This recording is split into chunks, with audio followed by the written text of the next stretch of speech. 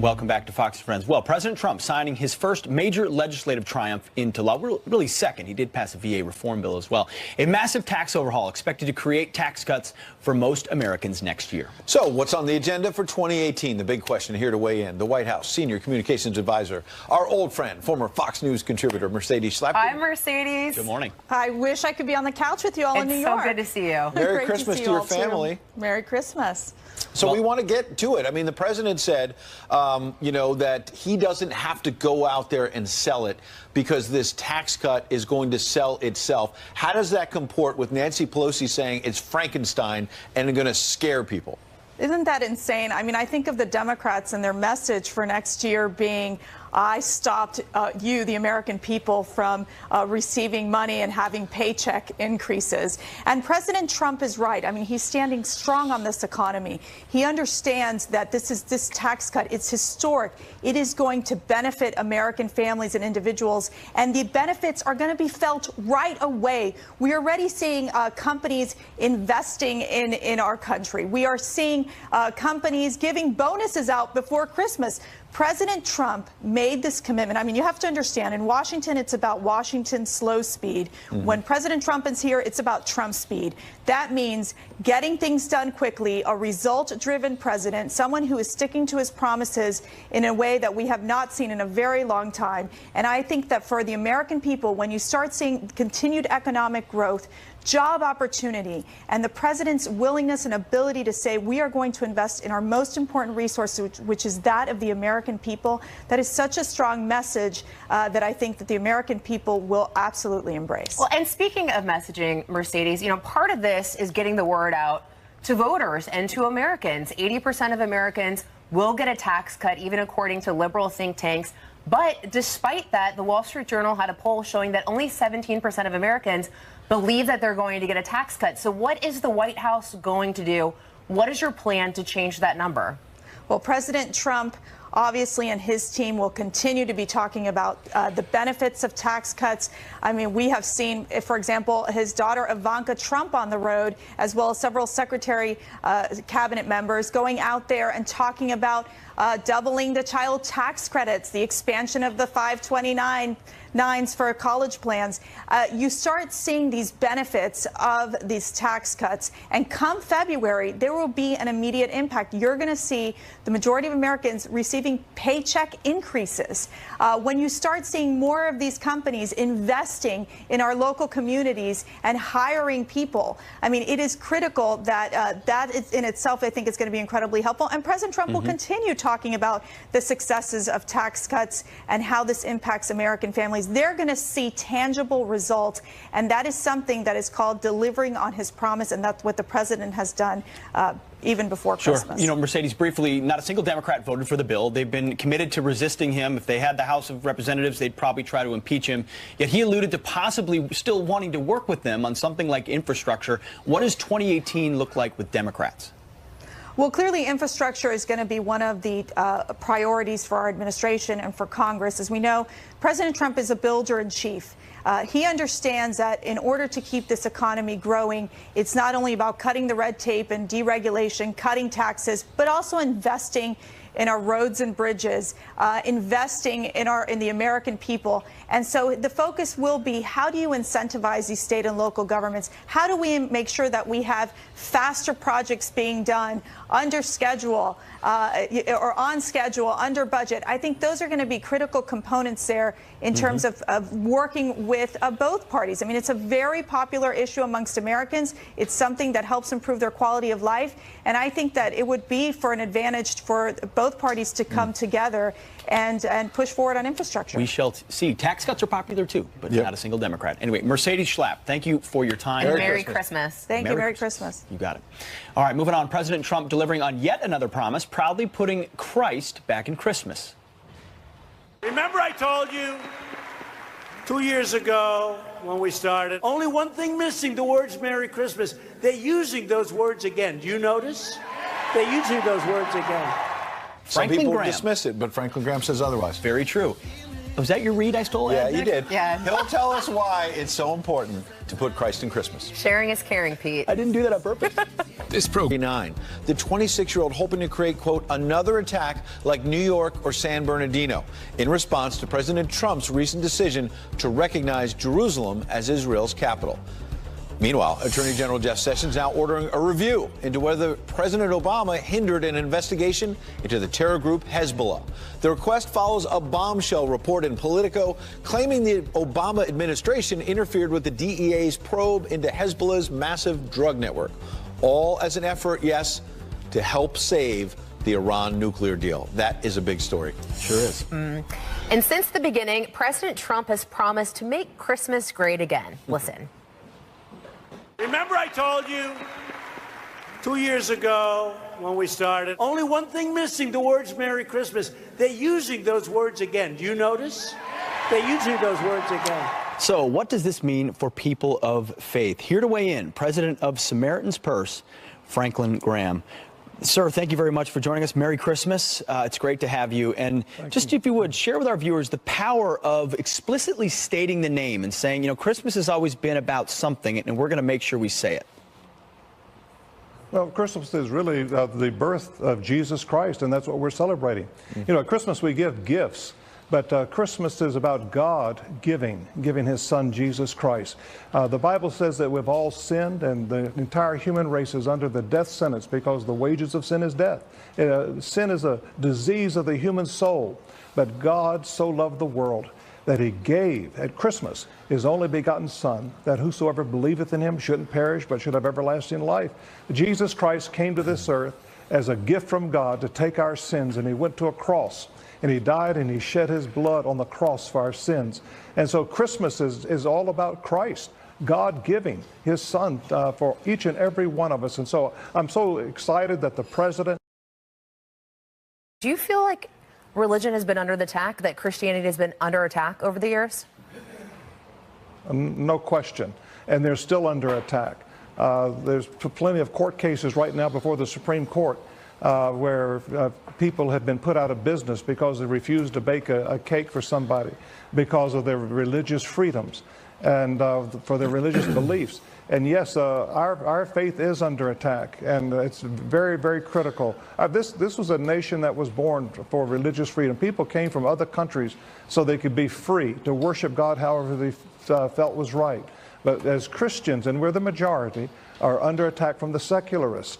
And I think it's very important that people remember this and that we stand up for our religious freedoms. And we do have a president who does care. And I think he's going to do all he can to stand with us. Reverend Graham, speaking of presidents, there's a man who has guided presidents of both parties for a long time. I remember covering President Obama on a trip to North Carolina several years ago, and he made a little side trip to visit your dad, the Reverend Billy Graham. And many presidents have made that pilgrimage. We know that he's been aging, that he's had health challenges. He is such a powerful man, such a powerful message. Can you give our viewers an idea of how he's doing these days and what you want everyone to know about his life and legacy? Well, you know, he's entered now his 100th year. He's 99. But when he turned 99 in November, that's opened the door to his 100th year. He's at home. He's resting well. He's just old. He doesn't see well, doesn't hear very well, but his mind is still good. His mind is still clear. And I'm going down with my wife on on Christmas Day, and we're going to have lunch with him. I'm looking forward to that. But you know, my father, all of his life, never veered from the calling that God gave him, and that was to preach the gospel. To tell men and women about a God that loves them, that's willing to forgive their sin. If they're willing to repent, turn from their sin, and by faith, to believe on the name of Jesus Christ, that God would save them and heal their heart, and they would have that hope for eternity of being with him in heaven. And my father never veered from that, so I'm very grateful for his faithfulness to that message. And Reverend, we'd be remiss not to talk about some of the good work that Samaritan's Purse does. Obviously, you guys were on the front lines, Hurricane Harvey, the hurricanes that wreaked havoc on this country. You were there sending volunteers, helping out. Tell us about Samaritan's Purse Christmas boxes. Oh, you know, we've collected a little over 12 million boxes, just like this is one of the 12 million that we've collected this year that's going to over 100 countries around the world. This has got a ball in it, it's got a slinky, it's got toothbrush and toothpaste and things like that. But I want the children of the world to know that God loves them and that they're not forgotten. We're taking gifts to the Rohingyas right now in Bangladesh. And these poor children have lost so much. They've lost their homes, lost their parents. They're living in absolute squalor. It's one of the worst, filthy, I think, refugee camps that we've ever seen. But we've got doctors, we've got nurses, and we're going to give out gifts to these children in the next few weeks. We want the Rohingyas to know God hasn't turned his back on them. Reverend Graham. Thank you, sir. Yeah, Merry Christmas to you, your father, but also your whole family. Thank you. Got it. Merry Christmas. Thank All right. you. God bless. You know, they God have bless not you. forgotten the forgotten man ever over there at Samaritan's Purse, for sure. Well, remember when President Trump said about the North Korean dictator, Kim Jong-un? Rocket Man is on a suicide mission for himself and for his regime. Rocket Man in front of the UN General Assembly. Well, how did voters feel about that? We have the best and the worst messaging moments of 2017 coming up. And forget the oven. How about a smoked Christmas dinner this year instead? We're cooking up a dadgum good feast with roast beef sliders and mac and cheese. Sounds delicious. But do you recall the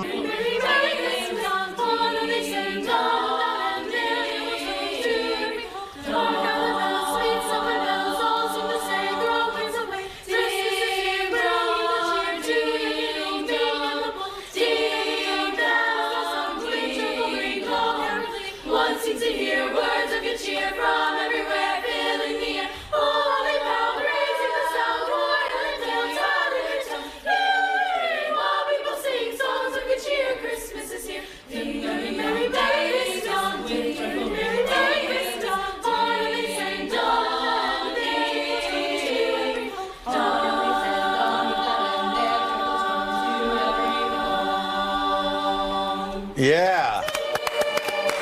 Oh, they're not done. Love it. That So well is done. great. That is the Girl Scouts of Nassau County Chorus right here in New York performing Carol of the Bells. Not only do they have beautiful voices, they have senses of humor.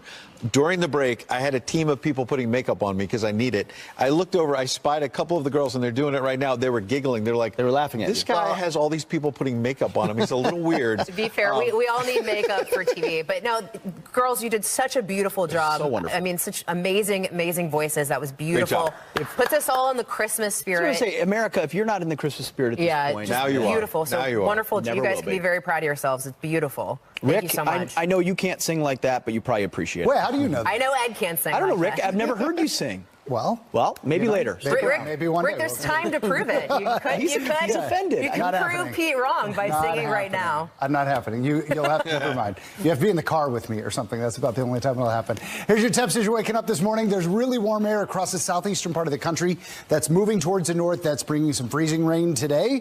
Unfortunately, across parts of New England, followed by some rain, then followed by some snow again. And a big storm for Sunday into Monday that's going to bring more snow across interior sections. Right now, you get the idea. A lot of moisture out here. The eastern third of the country, major travel problems today. We're going to see big delays across the airports, unfortunately. The roadways are going to be also very difficult, so be very careful as you are out there. And if you've waited to do your shopping until today, unfortunately, you're going to have some problems. This will be out of here. Tomorrow is a little bit better, and get ready for a white Christmas across parts of the Northeast. All right, Pete, send it over to you. Thank you for dialing up that white Christmas, Rick. Nice job.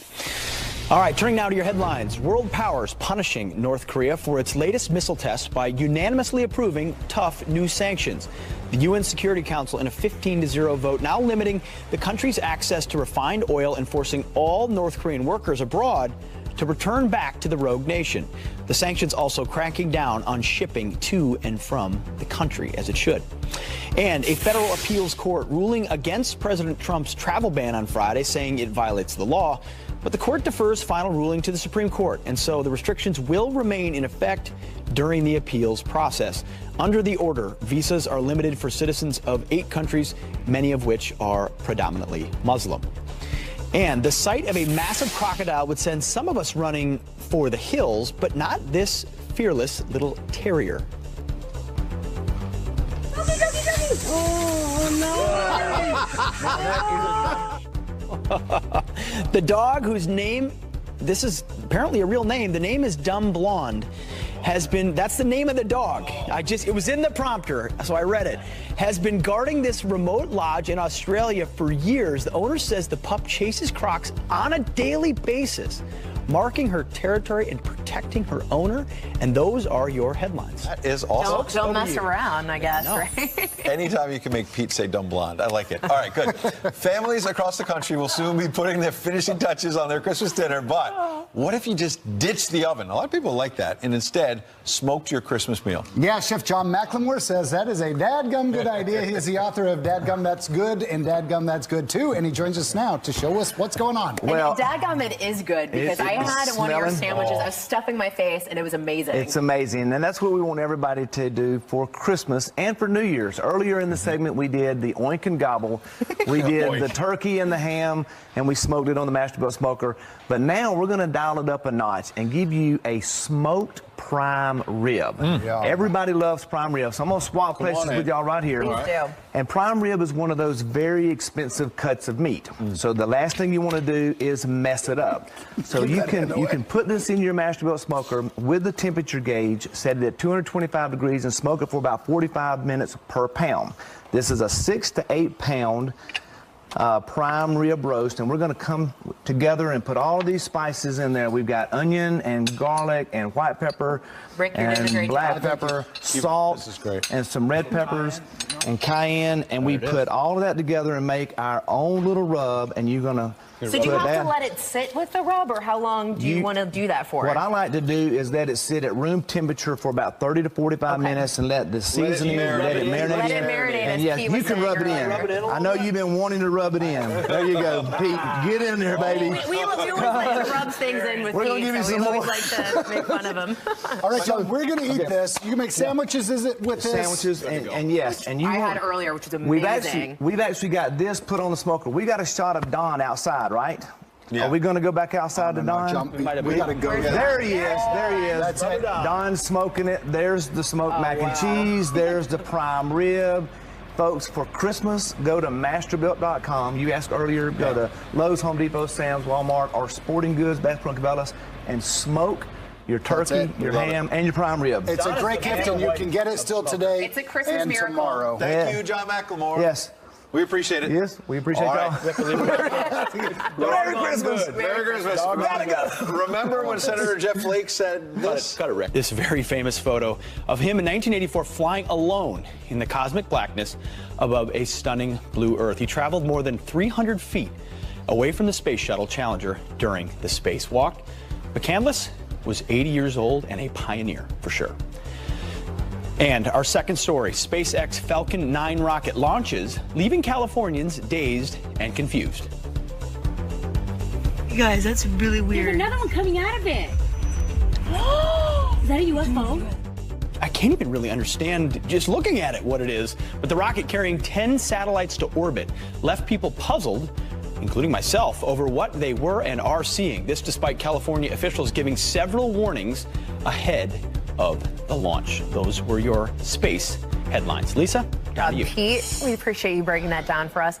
Well, I've got my friend Lee here, and from President Trump's inauguration speech to Hillary Clinton's What Happened tour, we're ranking the best and worst messaging moments of 2017. As I mentioned, here my friend Lee Carter is with the results, and she is the president and partner at Maslinsky. I'm saying that, and partners, Lee Carter. I botched your company's name, so That's my apologies. okay. All right, Lee, so let's get right to it. So President Trump, we've got the inaugural address returning to government, talking about returning the government to the people. Let's take a listen.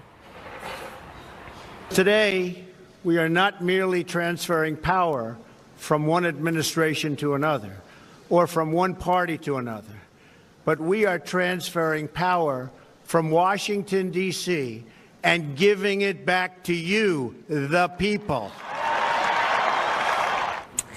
As a messaging expert, what do you think of that? So this set the tone for his presidency. You know, he had the message about, making America great again. This was all about giving the government back to the people. This theme has come up over and over and over again all year long as I've been talking to voters.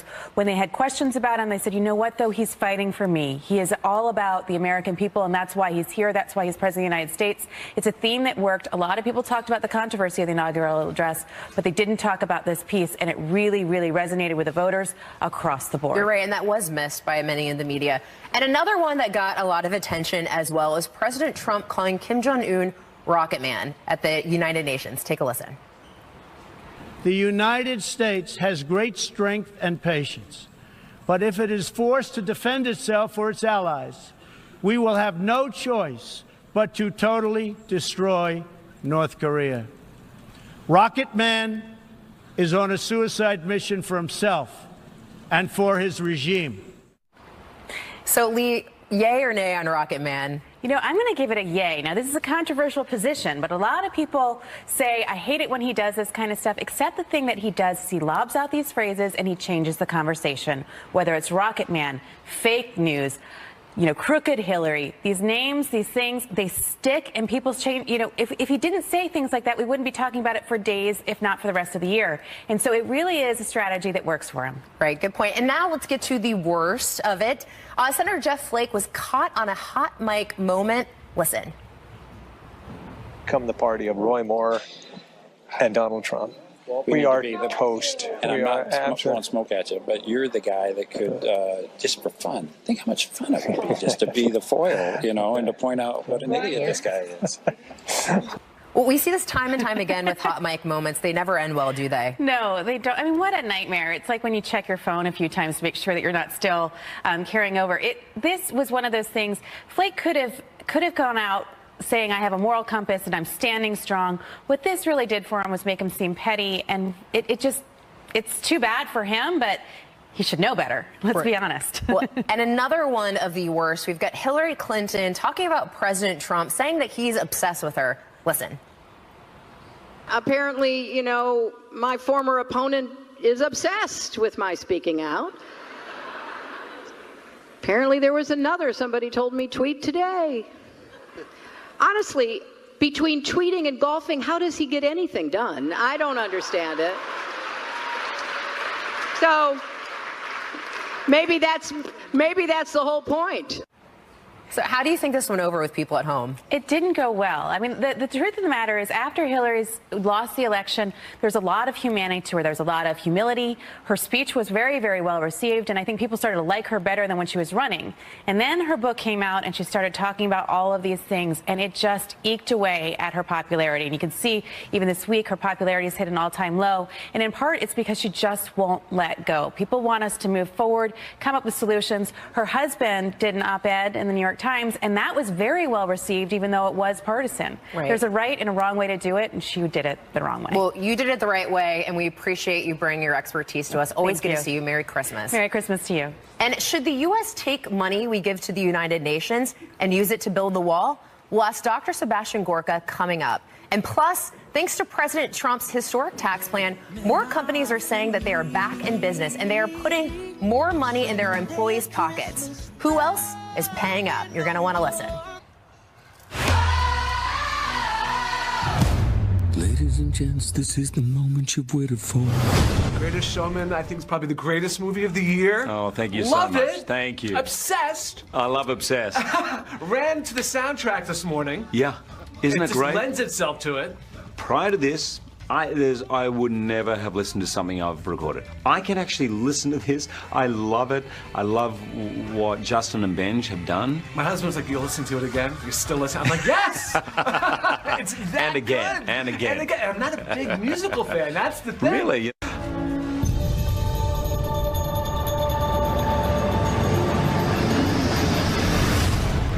Girls, I think I've had an idea. And this was a sort of a passion project for you. For sure. For several years. Yeah. What about I'm it was super so- lucky, Michael. Yeah. I get to do passion projects. Yeah. I mean, there was a bit at the beginning of my career where I was like, I got to pay the rent. Greatest Showman, an original movie musical, the kind of thing hadn't been done in Hollywood for 23 years. I'm just so blessed to be able to do it. I pinch myself, honestly. So many great themes in this movie. Is there one that resonates particularly to you? For me, the theme that is encapsulated in the song This Is Me, it chokes me up every single time. Got chills thinking of it. Yeah, because not only is it about accepting other people, but it's about accepting ourselves. Yeah. This is who I am. Yeah. And I'm not going to spend my time or my life pretending to be something else. No one ever made a difference by being like everyone else.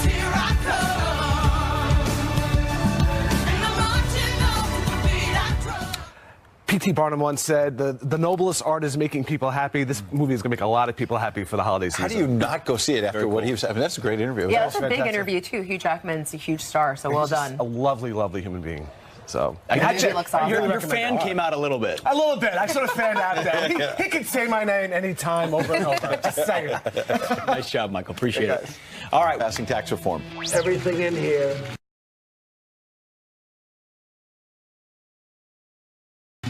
is really tremendous things for businesses, for people, for the middle class. Washington, it's about Washington's slow speed. When President Trump is here, it's about Trump speed. That means getting things done quickly, a result-driven president. An ex-Marine turned Muslim convert is accused of planning a Christmas Day terror attack. Everett Jameson arrested after the FBI caught wind of his plan to use explosives and guns at San Francisco's Pier 39. SpaceX launched a Falcon 9 rocket from Vandenberg Air Force Base. You guys, that's really weird. There's another one coming out of it. Here comes Santa Claus, right down Santa Claus Lane. Santa, also known as an aviation survival technician, rappelled down from the helicopter, greeting people at Air Station Barbers Point in Oahu.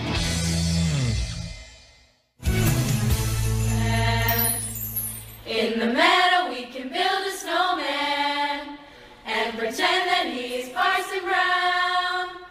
He'll say, "Are you married?" We'll say, "No, man." But you can do the job while you're in town. Later on we'll conspire as we dream by the fire to face unafraid the plans that we made, walking in a winter wonderland. In the meadow we can build a snowman and pretend that he's a circus clown. We'll have lots of fun with Mr. Snowman until the other kitties knock him down. When it snows, ain't it thrilling? Though your nose gets a chillin', we'll frolic and play the Eskimo way, walking in a winter wonderland. Walking in a winter wonderland. Walking in a winter wonderland. Hey! Hey, That's beautiful. Their parents must be so proud. It's so beautiful. Yeah, what a start to a brand new Nassau hour. County Girl Scouts But Pete, I rocking us out all have morning. to tell you, I don't want to hurt your feelings, but I heard you singing as well while they were singing. Yeah, not good. I would much prefer to listen to them. Yeah, try That's to why listen our more. That's why our mics Don't were quit muted. your day job, my friend. I have not. You're much better at this. Only been a member of a chorus where no one can hear my individual voice. Well, I'm sorry to burst No, your it's okay. bubble, You my guys friend. were awesome. Yeah, All right? well done, girls. And unbelievable. Girl Scouts Beautiful. of Nassau County on Long Island, right here in New York. They're wonderful. Get you in the spirit. We've also been asking you, how are you getting into the spirit? Send in your photos, friends@foxnews.com. Laura sends this wonderful photo of her granddaughter, Natalie, meeting Mr. and Mrs. Claus. Very happy and well behaved. We like to see that. And then we've got Marty shares this moment of his granddaughter, Honora, waiting to see Santa and loving Santa's Christmas tree. What a That it beautiful- might be the definition of the picture of innocence. That's such a right beautiful there. picture. And Linda sends this picture of her daughter after they decorated their Christmas tree. A lot of that'll be going on today. You know, people, we talk about shopping on Saturday and all of that. You know, these are probably for most people family days. You know, Yeah. you're wrapping gifts. People have you're more money hanging in their out. pocket right now. Well, More and money that's in their pocket too, Ed. Why, Ed? I think there was a tax cut I heard about. Was it a there- little one? is that what It's been happened? marinating Is it a little for a one few or a big hours. one? The big It's a beautiful tax cut? Is that the one you're big, talking beautiful about? tax cut. You've been Huge. excited. I've been marinating. I do think, in all seriousness, Merry Christmas, by the way, to all of our Well, we viewers did this morning. technically marinate earlier with the cooking segment. We did. so. I'm physically marinating. Just not you now personally, I am but- ideologically and patriotically marinating in these historic tax cuts that hit the desk of President Trump yesterday. He signed it at the Resolute desk in the Oval Office, this tax cut. No members of Congress were there because they had already gone back home. And you said it earlier, Lisa, it's almost fitting that he signed it alone. Well, because it kind of has been him against everyone. I mean, even during the election, during the general election, everyone was against him. There's a lot of Republicans who were not on board. The media was certainly not on board. So it was sort of him against everyone. But there's also, I think it's important to note that he did do that big press conference with all of the other Republican members of Congress behind him talking about tax reform. Yeah. So, you know, he did do that and give credit to all the people who worked really, really Democrats hard have on been this. beating this thing to death, and that may be why, or likely why, it's at 18% popularity in that Wall Street Journal poll you mentioned. People don't think the tax cut is going to help them because they've heard these Democratic talking points about it being for the rich. The president yesterday in the Oval Office said, I'm not going to have to go out on the road. Those poll numbers are going to turn around because it's going to sell itself. Watch. This is something that Republicans wanted for years and Democrats wanted for years, and yet it never got done. Who would object to trillions of dollars being brought back into our country? The bottom line is this is the biggest tax cuts and reform in the history of our country. This is bigger than actually President Reagan's many years ago. I'm very honored by it. Democrats don't like tax cuts. They want to raise your taxes. They don't want to lower your taxes. They want to raise your taxes, and they want to spend money foolishly on things that we don't need in many cases. I really do believe, and I said on social media today, I really do believe we're going to have a lot of bipartisan work done. And maybe we start with infrastructure, because I really believe infrastructure can be bipartisan. Republicans do have their work cut out for them, though, because as Ed mentioned earlier, Wall Street Journal poll, only 17% of Americans think they're getting a tax cut, even though 80% of Americans will get a tax cut. So they need to get that message out. You know, part of the reason this is even more historic than Ronald Reagan, not just size and scope, but Ronald Reagan had Tip O'Neill. He had good faith partners on the Democrat side willing to work on a tax cut and who helped take credit for it. Not a single Democrat ever helped or ended up voting for this bill. Either the House or the Senate. In the House or the Senate. I mean, it also shows you how far the Democrats have gone. I mean, this was the party of JFK that cut taxes. Now they're against any tax cut because they are the party of tax and spend. So the president gets the credit for this, along with a few Republicans. Mitch McConnell got beat around by this president after the failure on repealing and replacing Obamacare. There were some pretty tough tweets. A little back and forth. Yeah, he said at one point that maybe bit. McConnell should be replaced. You know, light, friendly banter. But Mitch McConnell is saying that maybe he's coming around to the tweeting a little bit. Listen. You had a pretty tense period with the president. He publicly criticized you. How specifically has your relationship evolved since that point? Regarding the president's tweeting habits, I haven't been a fan until this week. Now he's a fan. And look, you know what the Republicans may really benefit from is low expectations. When you talk about the 17% saying, I'm going to get a tax cut, hang on a second. Now you have all these companies coming out, PNC, $1,000 bonus to 90% of their employees. Bank of America, $1,000 bonus already as the tax cut is being signed. AT&T, Comcast as well. Exactly. And it's not just the bonuses either. It's also investment. We had Comcast, I think, say that they're going to dedicate $50 billion over the next few years to infrastructure. Also, AT&T had promised before the tax reform bill became law that if they got it done, they would invest $1 billion. So it's also investments as well, not just these employee bonuses. That could mean jobs. Think about the contrast that's happening, because the Democrats are yelling about Armageddon and Frankenstein, saying the rich are only going to get richer, right? And then middle class are not going to get a tax cut. Wait until February, when more money starts appearing in the bank accounts. That's when the IRS says the withholding And will how change. big of an impact do you think that will have on voters? Well, think about, no, that's what I'm saying. The middle class then has money coming into their pockets on February and March, and the wealthy I was are just trying to yelling get you about guys how their going again. taxes have gone up. Well, think about that. A lot of the wealthiest Americans are going to pay more taxes under this bill. So you're going to have the wealthy yelling, my taxes went up, and you're going to have the middle class saying, hey, I got more money. I'm not into raising taxes for the wealthy. No one's saying, but they a also simplification dropped of the the code, and all of that is going to cause unintended But consequences. that leads the media to say, oh, wait. Wait a second, the president is going to take it on the chin. They've been predicting he's going to lose on just about every battle that he's had over the last year, maybe the last 2 years going back to the campaign. Now the narrative is that Republicans are going to get crushed in the midterms. But it makes you wonder, when you look at these headlines, Vox talking about the 2018 midterms, polling looks extremely good for Democrats. Mike, polling and history point to a historic Democratic wave coming in 2018. And CNN, Democrats' 2018 advantage expands, they say. Look, to be sure, you know, the president who's in power, Democrat or Republican, usually has a very tough midterm election the first time around. Sure. However, to say the trouble is expanding as a tax cut that's going to go to the middle class is just about to be delivered. That's a stretch. But you would know it was going to the middle class if you read a lot of the headlines. Even the Associated Press tweeted after the House had passed the bill that it was going to it was going to corporations, it was going to the rich. There was no mention in the tweet about middle class families, yet, as I mentioned earlier, 80% of Americans are going to get a tax cut. So you're not hearing that, though, if you're watching some of these other networks. You know, I don't know if we can put those headlines back up, but nobody believes them. Who in the media has credibility? So-called mainstream media, the left-wing media, all these newsrooms here in New York City. No one buys it because they're all liberals and they all hate the president. And so they're going to use any moment, even a moment of success for the president, to say the Democrats' advantage is going to expand in 2018. That's why you see CNN there. The president calls them very fake news. I don't endorse. I'm forced to watch them in the airport, and it's offensive. Does anyone think that that's some wishful thinking, projected in the headlines there? Look, I don't buy into all of Pete's anti-media stuff. I'm a journalist, but what I will say is a lot of those journalists, you're right, were wrong. They said Donald Trump is going to lose. So now why would you believe them when they say he'll lose in the midterms? Republicans are going down. Maybe. Let's see how it plays out. But if you were the same people who predicted Donald Trump will never win, not just the presidency, he'll never win the nomination. Yeah, they were wrong. Predicted he would never get any big legislative victories done either, which clearly happened this week. Or that ISIS would be defeated in Iraq and Syria this quickly because you untie the hands of our warfighters. I mean, to your point, they're imputing their credibility themselves. And I think only fair reporting is what it's going to dig these reporters Let's do it. Hole. Can we try? Merry Christmas. Love it. This is like a Christmas miracle. We have peace on the couch. Peace on earth. It's a Christmas miracle, a Fox and Friends Christmas miracle. Peace at least right here. That's right. Well, it's because I'm here to moderate. We've got a few more headlines here, and she's more than a moderator. We've got a Fox News alert.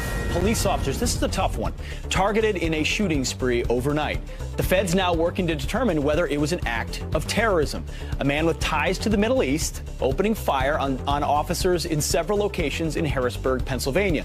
The 51-year-old, who also recently traveled to the Middle East, being another signal, was shot and killed by police during a gunfight.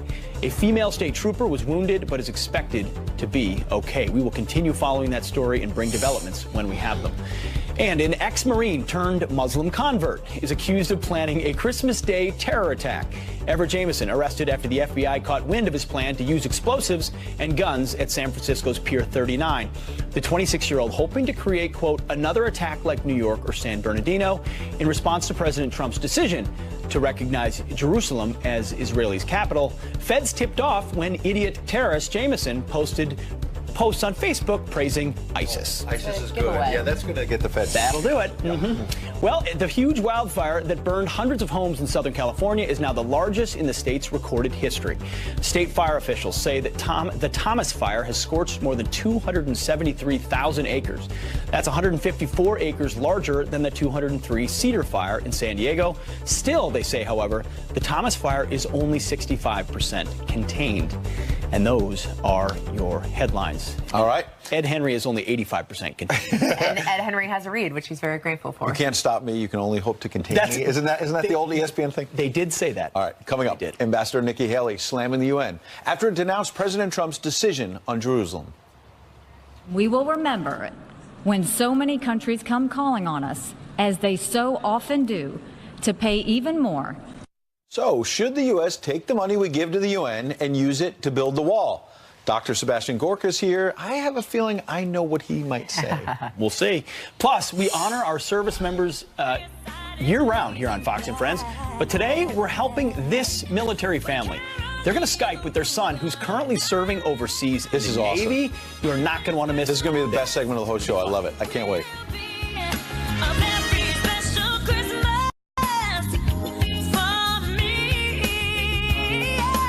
On us, as they so often do, to pay even more.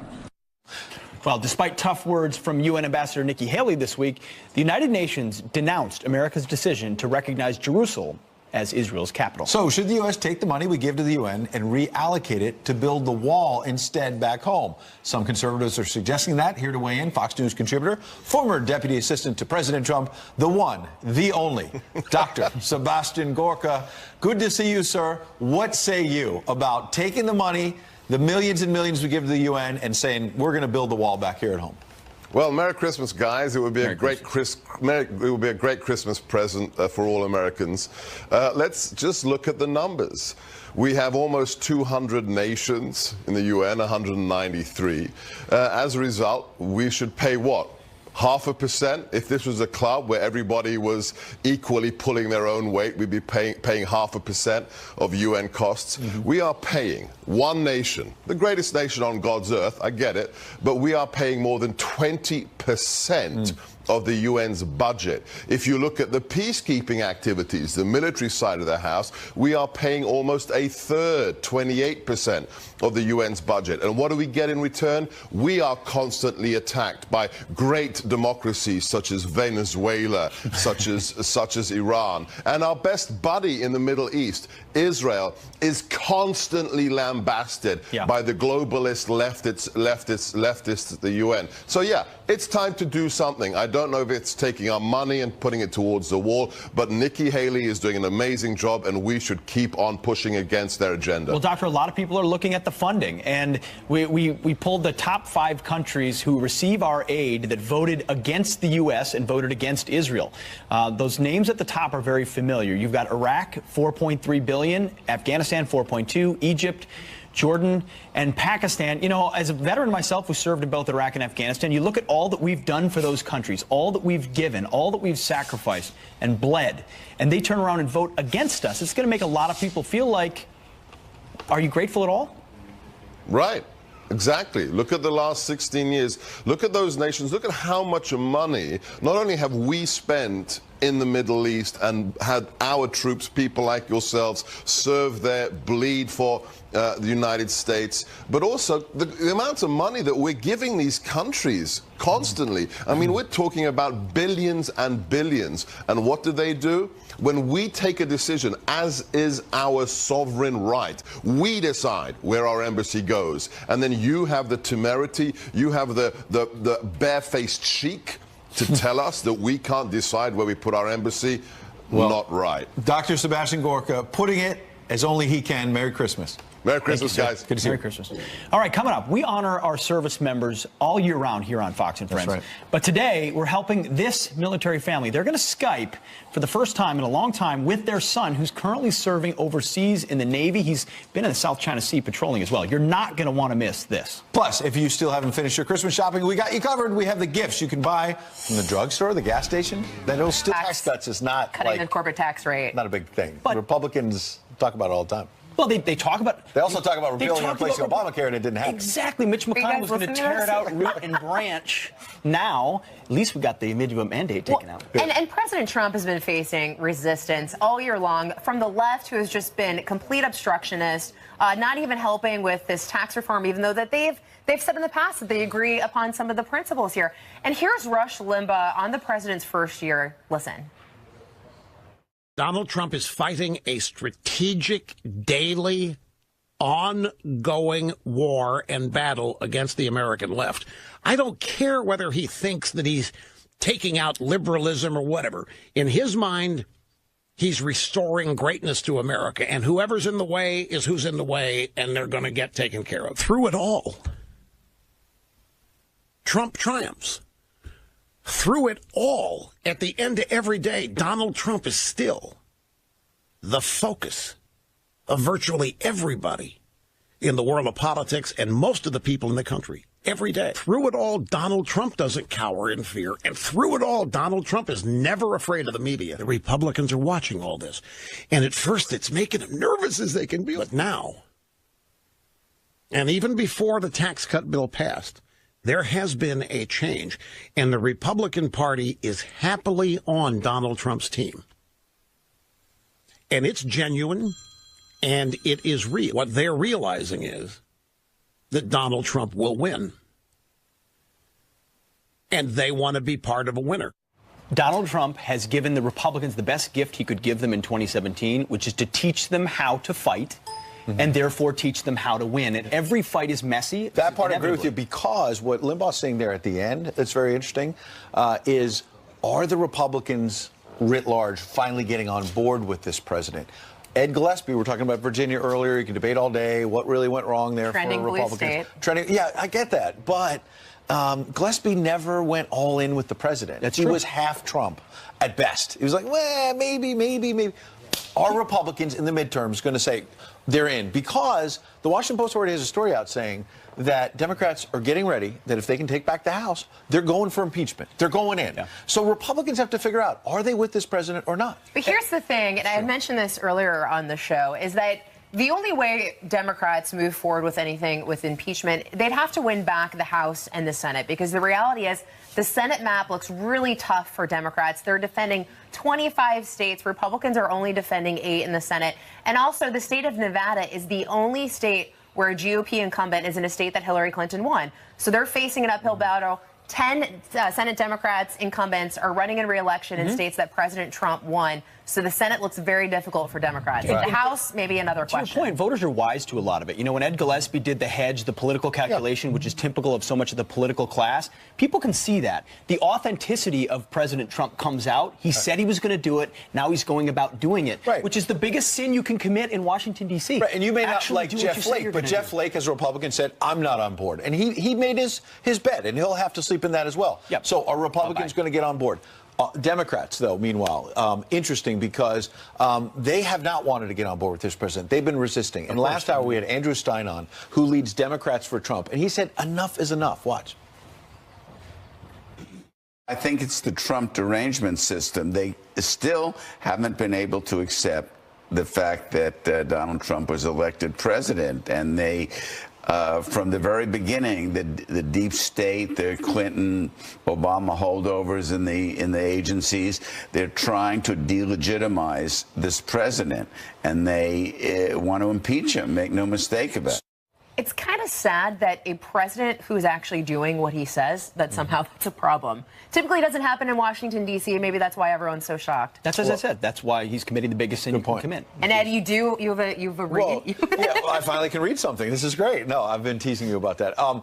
Look, Andrew Stein made another point. He was talking about the deep state. He's talking about people within the bureaucracy who do not want this president to succeed. Yeah. We've perhaps seen that at the FBI, how the narrative has changed in the last couple of weeks. Just in the last couple of days, James Baker reassigned. He's general counsel at the FBI. There were reports that he might have been someone who leaked the Trump dossier at the very beginning of all of this, trying to dump out all of that negative, unverified information about Donald Trump. James Comey, who's been out there tweeting these deep thoughts, tweeted about Baker, said, quote, sadly, we are now at a point in our political life when anyone can be attacked for partisan gain. James Baker, who is stepping down as FBI general counsel, served our country incredibly well for 25 years and deserves better. He is what we should all want our public servants to be. Maybe, Mr. Comey, or maybe not. Maybe it's that James Baker was involved in getting this dirty dossier out there. And maybe Peter Strzok, who was one of the top agents for James Comey when he was FBI director and was sending all of those anti-Trump, you see him there, anti-Trump, pro-Clinton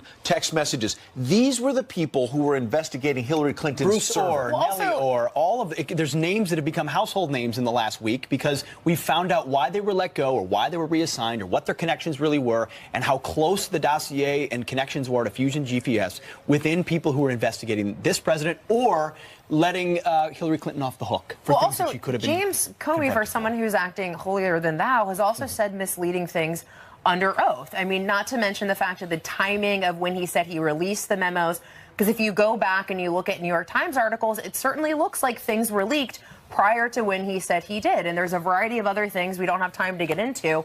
But so it's a little bit interesting to see how he's playing this. No, 2018 is going to be very interesting because I read these political newsletters, you do too. The so-called mainstream media is still obsessed with the fact that Bob Mueller is going to bring down this presidency, really. Right. And we've seen in the last 10 days or so much evidence that it's a sea change in the other direction. It's two worlds not talking to each other. Yeah. And what are the Democrats doing when they have nothing else to talk about? They say the president is going to fire Robert Mueller. Yes. There's no evidence he's going to do that, and his legal team has said again and again, it's fake news. And we've seen a lot of fake news, though. We've seen a lot of stories that have missed the mark, that have been completely inaccurate. So if your readers at home, if your viewers at home, it's tough to believe. It's tough to know what to believe. And that's really, the media is doing themselves a great disservice by getting these stories wrong. Yeah, and the president has said himself that he's not going to fire Bob Mueller, so we'll see how that investigation unfolds. More Russia, Russia, Russia. Always. Well, let me just say in advance, thank you for letting me finally getting a chance You're welcome, to Ed. read. This is for you. Since you've Merry been Christmas. talking a lot. Oh, no, I'm kidding. I'm teasing. Another one. All right. Merry Coming Christmas, up. Ed. Merry Christmas. President Trump finishing the year strong, as you heard Pete say repeatedly, with historic tax cuts. So what's next on the agenda? White House senior communications advisor, our old friend, Mercedes Schlapp, is on deck. Can't wait I'm to see her. so excited to see. Plus, the final SpaceX launch of the year is leaving the West